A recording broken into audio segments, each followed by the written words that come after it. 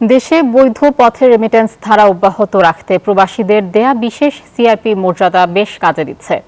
সংযুক্ত আরব আমিরাত থেকে সিআইপি মর্যাদা পেতে প্রস্তুত অসংখ্য প্রবাসী বাংলাদেশি। এরই মধ্যে চলতি বছর বাংলাদেশ সরকারের সিআইপি তালিকার অপেক্ষায় অসংখ্য রেমিটেন্স যোদ্ধা। আমিরাত থেকে সিরাজুল হকের তথ্যচিত্রে ডেস্ক রিপোর্ট।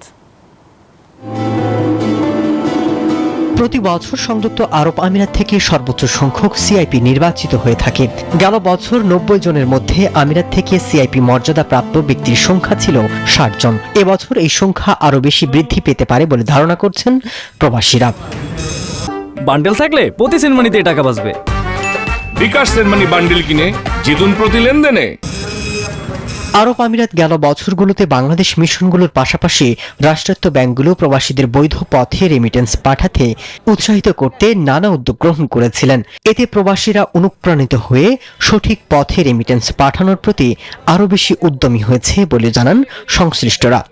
বৈধ পথে রেমিটেন্স পাঠাইলে দেশ উপকৃত হবে এবং আপনিও সম্মানিত হবেন। সেই সুবাদে সবসময় সংযুক্ত আরব আমিরাত রেমিটেন্সের দিক দিয়ে এগিয়ে থাকেন। আমরা এখানে বৈধ চ্যানেলে টাকা পাঠাই এবং আমার যা স্টাফ আছে আমি সবাইকে উৎসাহিত করি যেন বৈধ চ্যানেলে টাকাটা পাঠিয়ে আমাদের দেশের উন্নতি হয়।